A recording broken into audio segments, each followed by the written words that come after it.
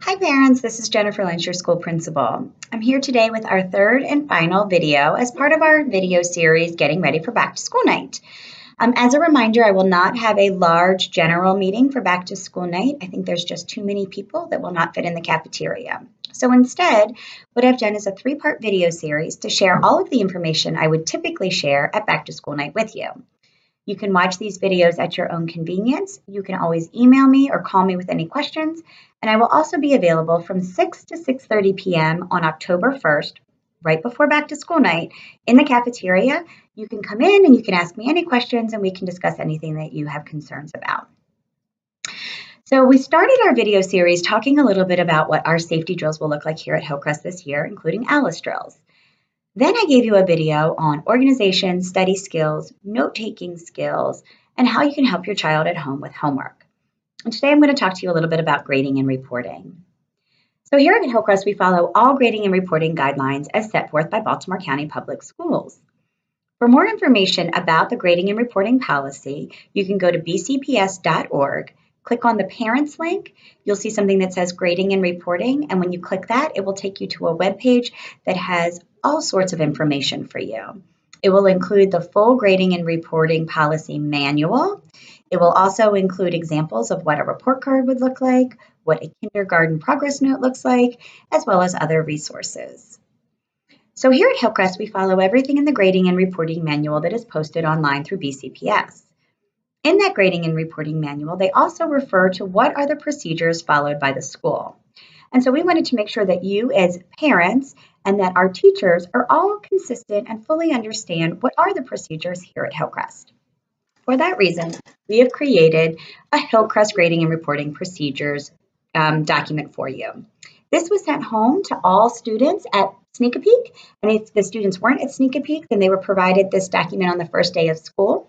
We've asked you to look it over with your students and to sign the acknowledgement form and send it back to your child's teacher. If you haven't seen this, don't worry. When I send this video out to you via email, I am also going to include this document so you'll have it with you. If you haven't had a chance to sign the acknowledgement form, please go ahead and do that and send that in your child's take-home notebook and bring it back to school. So there are three areas that I want to talk to you today specifically about in regards to the grading and reporting. First is absences, homework, and resubmissions. So in terms of absences, there are times where students will not be able to attend school. If a student is sick or has an illness, death in the family, those would be examples of when a child should not come to school. If you have questions about whether or not your child should come to school related to illness, please contact our nurse and she has guidelines for you. In general, we ask that anyone with a temperature over 100 who has a stomach illness, vomiting or diarrhea, or who has been indicated by the doctor that they cannot come to school should stay home. Children who have colds or who have low-grade fevers and are not contagious are able to come to school. It is really important that students are here every day because we do a lot of work in the classroom that is collaborative, that is project-based, and if they aren't here, they really don't have the opportunity to make up that work because there is no recreating something that you've done as a class project. When students are absent, we ask that parents please provide an absent note for your child so that we understand how to code your child's absence. The Maryland State Department of Education provides us guidelines on what is considered an excused and an unexcused absence. This is important because your child will be eligible to make up all work when they have an excused absence. They are given 1 day for every absence to make up the work. So as an example, if your child missed 2 days of school, when they return to school, they would have an additional 2 days to make up any of that work. Students are not eligible to make up work if they have an unexcused absence, unless the teacher determines that the student really does need to complete that work in order to master the content or to understand a skill. So make-up work in that case is really up to the teacher's discretion. Teachers are not able to provide make-up work prior to an absence, mostly because our teaching is responsive. And so teachers won't know where we are and what the learning will be 2 to 3 days from now, and we won't know what the student would need to make up. So please, as a reminder, always send in an absence note for your child and try to make sure that your child is here every day. The next thing I want to talk to you about is homework. So the question has always been whether or not homework is graded, and the answer is sometimes. We know that it is important for children to practice their skills that they have learned. Your child will not always have homework, and homework is determined by the teacher based on what students need to learn in school and grade level expectations for what is appropriate homework for students. Teachers will provide extension opportunities. They will provide opportunities to do long-term projects or other things that students should be completing at home. Your child will know what their homework is by either filling out a homework agenda, by following a homework log or a homework chart, and by looking at Schoology. So please check Schoology nightly with your child to know what assignments are coming due and what your child needs to do to complete to turn in the next day. For homework, it may be graded. It depends on whether or not the content is needed in order to master the skill. Teachers do not have to inform children before they provide the assignment whether or not it would be a graded assignment. So please remind your child to always do their homework every night and to make sure they're doing their very best work, because you just never know when it will be turned in for a grade. The last thing that I want to talk to you about tonight is resubmissions. And I know that this has been a hot topic for many people. We at Hillcrest believe that our job is to make sure that every student has the content that they need to be successful at the next grade level, as well as the scholarly skills they need to be successful.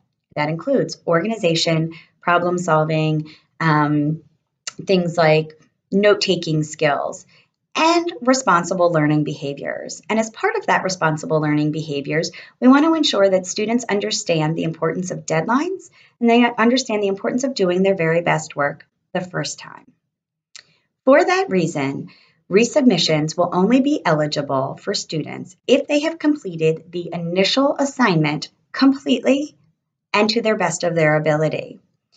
Now, please take into consideration that for any student who has a student support plan, an IEP, or a 504 plan, if there are modifications that are aligned with those documents, students will be afforded all of those modifications and completion will be determined accordingly.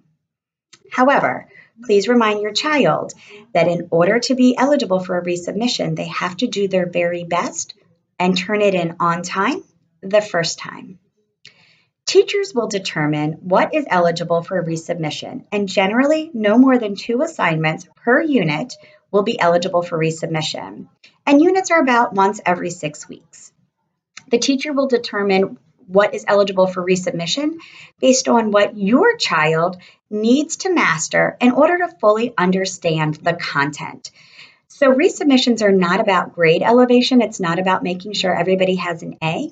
It's about making sure that your child has the knowledge and skills.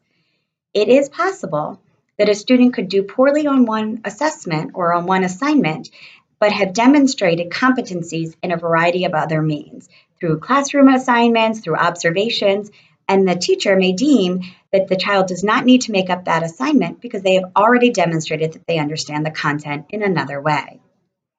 The teacher will determine what the resubmission looks like. It may look like just simply resubmitting the same work. It may look like showing knowledge in an entirely new way. And typically, resubmissions will be completed at school. It will be rare that your child will have to complete resubmitted homework as a homework assignment. So please check with your child's teacher if you have any questions about that.